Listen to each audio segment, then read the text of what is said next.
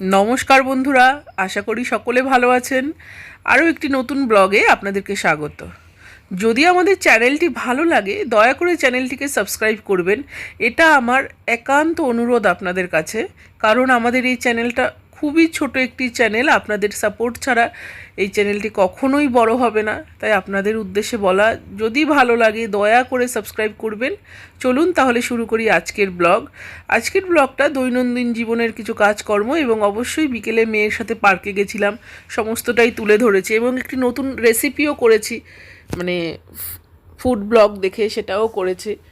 তো দৈনন্দিন জীবনে মেয়ের স্কুলের টিফিন রেডি করছি। এখন মেয়ে এই পাউরুটিটা নেবে, আমি বলেছিলাম যে ডিম টোস্ট করে দেবো, কিন্তু ও বলল যে না, অর্ধেক ডিম টোস্ট অর্ধেক বাটার টোস্ট। এই যে নিজেই ডিম আমিই করে দিয়েছি, পেঁয়াজ টেয়াজ কুচিয়ে, ও একটু নাড়াতে ভালোবাসে, ডিমটা ফেটাতে।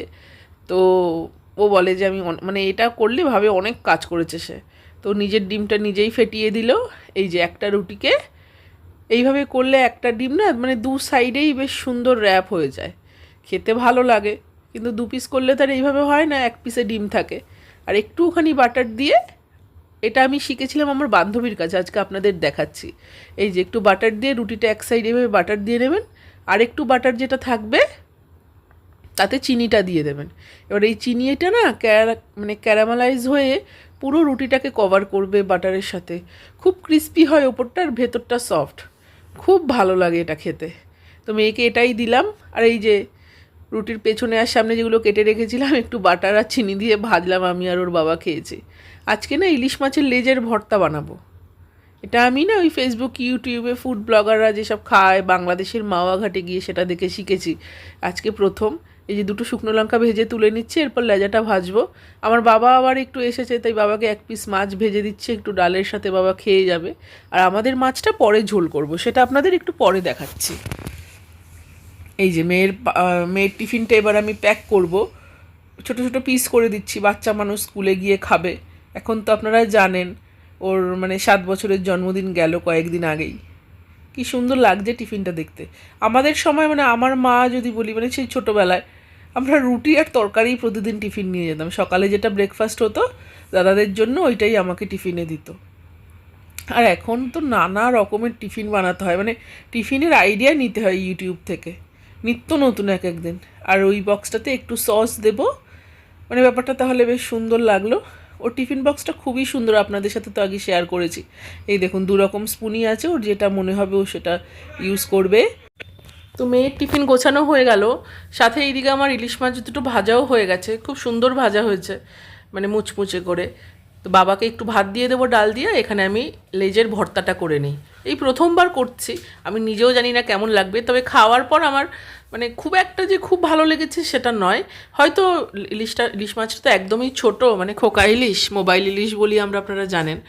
তো হয়তো এর জন্য স্বাদটাও কম, কিন্তু ওভারঅল এই লেজা ভাজা আর একটু যদি আমি ইলিশ মাছ ভাজার তেল দিয়ে ভাতটা খেতাম, ভাতটা মেখে এই লেজা ভাজাটা দিয়ে, তাহলে আমার মনে হয় আরও অনেক বেশি ভালো লাগতো। কিন্তু এই লেজের ভর্তাটা আমার ভালো লেগেছে, মানে সেই লেভেলের ভালো লাগেনি। এই যে এটা হলো ইলিশ মাছের লুকা ভাজা, মানে পেটের যেই তেলটা থাকে সেটা আমরা ভেজে খাই। তো এই ইলিশ লেজ ভর্তাটা একটু পাতে নিয়ে নিয়েছি, এটার সাথে একটু ইলিশ ভাজার তেলটা মাখার সময় একটু কাঁচা তেল, একটু ইলিশ ভাজার তেল দিয়েছে। তো এত তেল খাওয়া উচিত নয়, আপনারাও খাবেন না, কিন্তু এক আধ দিন হয়ে যায়। সাথে একটা কাঁচা লঙ্কা, খুবই সুন্দর লেগেছিল, মানে ওই ইলিশ ভাজার ওই তেলটা দিয়ে খেতে, কাঁচা লঙ্কাটা দিয়ে ভর্তাটা দিয়ে ঠিকঠাক লেগেছিল। এবার আমার সকালের খাওয়া দাওয়া হয়ে গেছে, মেয়েও চলে গেছে, এবার আমি রান্না করব। ইলিশ মাছটা এমনি কালো জিরে ফোড়ন দিয়েই ঝোল করব, কারণ মেয়েও এই মাছের ঝোলটাই খাবে। এই দেখুন এখন কত ছোট ইলিশ, আগে আমার বাবা আনতো মানে গাদাটা এক সাইড এক পিস, আর এই কোলটারও আবার 2 পিস হতো, মানে দুটো সাইড, মানে সিঙ্গেল সাইড। এত বড় বড় ইলিশ আনতো না, মানে এক এক পিস ইলিশ যেটা দেখালাম সেটা 3 পিস হতো। আমার বাবা তো মাছ বিক্রি করে জানেন, মানে কত বড় ইলিশ, এসব এখন আর আমরা চোখেই দেখি না। কিন্তু এই ইলিশ মাছটা না খুব তেল ছিল, আমি একটু তেল দিয়ে রান্না করলাম, কিন্তু রান্নার পর না অনেক তেল বেরিয়েছিল। আজকে আমার কালো জিরে ফোড়নটা একটু বেশি মনে হচ্ছে। মানে আমার মনে পড়ে গেল একটা কথা, মানে আমি যখন মাস্টার ডিগ্রি করছি, এমএতে বাংলা নিয়ে যখন পড়ছিলাম, তখন আমি নৈহাটিতে যেই স্যারের বাড়ি পড়তাম, সেখানে একদিন পড়তে গেছি, দেখি ওনার ওয়াইফ না এই মানে ইলিশ মাছের ঝোল দিয়ে, এই কালো জিরের পাতলা ঝোল দিয়ে ভাত খাচ্ছে। মানে উপরে এত কালো জিরে যে আমি নিচের মাছ আর ঝোল মানে কারো খাবার ওইভাবে দেখা উচিত না, আমি দেখতে পাচ্ছিলাম না, সেটাই মনে পড়ে গেল। এই যে একটু দুধ চা বসিয়েছি, মনে হলো একটু চা খাই, কম মানে ইচ্ছে করলো, তো আমার আর হাজব্যান্ডের জন্য একটু দুধ চা বসিয়েছি। এইদিকে আমার মাছটাও হচ্ছে। নর্মাল মাছের ঝোল, তেমন করে রেসিপি দেখানোর কিছু নেই, মানে আমার থেকে আপনারা অনেক বেশি ভালো জানেন কাঁচা ইলিশের ঝোল। ইলিশ মাছ আমি ভেজে রান্নাই করি না, মানে যদি শুধু ভাজা খাওয়া হয় তাহলে ঠিক আছে, কিন্তু মানে ভেজে ইলিশ মাছ রান্না করাই হয় না আমাদের বাড়িতে। তো ইলিশ মাছটা হতে হতে আমি ভাবলাম যে একটু চাটা খেয়ে নিই। খুব সুন্দর হয়েছিল চাটা, দেখুন ওপরে সর জমে গেছে, এটা খুব ভালো, মানে এই দুধটা খুব ভালো। এবার মানে থ্যাক্কার ডেয়ারির কাউ মিল্ক বেরিয়েছে, আপনারা নিয়ে দেখতে পারেন, খুব সুন্দর দুধটা। মানে এই যে মেট্রোর আমরা এতদিন যে দুধ খেতাম, এই দুধটা না খুব ভালো লাগলো, তো এখন এটাই আনা হচ্ছে। আর আমরা গরুর দুধ আগে রাখতাম, তো ছেলেটা এক এক দিন এক একটা গরুর দুধ দিত, মানে কোনো দিন পাতলা কোনো দিন গাঢ়, মানে মানে ভালো লাগতো না। দেখুন কালো জিরাটা বেশ আজকে অনেকটাই হয়ে গেছে, বেশ অনেকটা। তো ভালো হলো, সেই মাস্টার ডিগ্রির স্যারের কথা মনে পড়লো আজকে রান্না করতে গিয়ে। এই কালো জিরেটা কম হলে হয়তো মনে পড়তো না। স্যার কেমন আছেন সেটা জানিও না।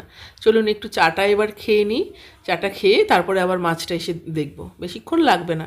এই দেখুন মাছ আমার হয়ে গেছে, চেক করে নিচ্ছি, এই আলুটাও সেদ্ধ হয়ে গেছে। মাছটা এবার নামাবো, দেখুন কতটা তেল ওপরে জমেছে, এর জন্যই বলছিলাম যে মাছটায় খুব তেল ছিল। এই যে মেয়েকে নিয়ে একটু বিকেলবেলা বেরিয়েছিলাম, একটু পার্কে এসেছি, একটু কলা কিনতে যাব, সব করব। তো এটা বি3 মাঠ, আমি এই মাঠেই হাঁটতে আসি, কিন্তু সেটা ওই সাইড, সেটা পরে দেখাচ্ছি। তো ওর বাবার সাথে যাচ্ছে, একটু দোলনা চড়বে, আজকে ওর দিদিমণি আসেনি বিকেলে, এর জন্য দোলনা চড়বে। কিন্তু ওই ডান দিকের দোলনাটা ফাঁকা, কিন্তু নিচে কাদা শ্যাওলা জমে গেছে, তাহলে এই বাচ্চাটার জন্য অপেক্ষা করতে হবে, ও নামলে তখন ও চড়বে। এই যে পার্কে সেটা দোলনাটা, ওখানে বাচ্চাটা নাম ছিল না, ওর সবাই তো বাচ্চা না, কাউকে তো এভাবে জোর করা যায় না, যে মানে যতক্ষণ ইচ্ছা চড়বে, নামবে, তারপরের জন্য উঠবে, এইভাবেই হয়। এবং সবাই না ছেড়েও দেয়, কারণ আমরা তো বাচ্চাদেরকে ছোটোবেলা থেকে এইভাবেই শেয়ারিংটা শেখাই, নয়তো ওরা শিখবে কী করে, যে তুমি একটু চড়ো, তুমি নামলে আবার আরেকজন চড়বে। এখানেও একটা পুচকি বসে আছে, সে আমি ভেবেছিলাম ও একটু মানে ভয় পাবে, তাই বলছিলাম হাজব্যান্ডকে একটু আসতে দাও, কিন্তু না, কিছুক্ষণ পরে দেখি হাত ছেড়ে বসেছিল। তো পার্কে এসে খুব ভালোই লাগলো, খুব তো আসা হয় না, আজকে খুব ভালো লাগছে পার্কে এসে। ওই মেয়েটি নেমে গেছে, আমার হাজবেন্ড ওকে দোল দিচ্ছে। ওই যে ওই সাইডে যে মাঠটা দেখা যাচ্ছে, কেন বলবো না পারলেই কেন বলবো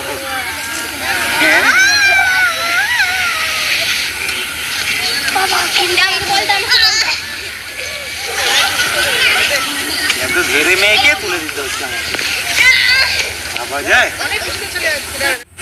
উনি এবার দোল খাচ্ছে,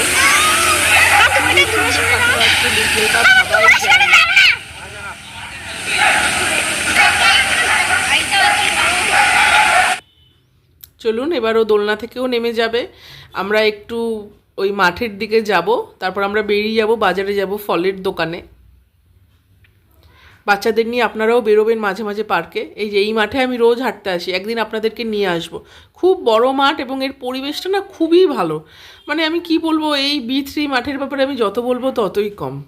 খুব ভালো লাগে, মানে এখানে বিকেলে এলে মনটাই ভালো হয়ে যায়। চলুন তাহলে ব্লগটাও এখানেই শেষ করছি। আপনারা সকলে ভালো থাকবেন, সুস্থ থাকবেন, আবার দেখা হবে আরেকটি ব্লগে।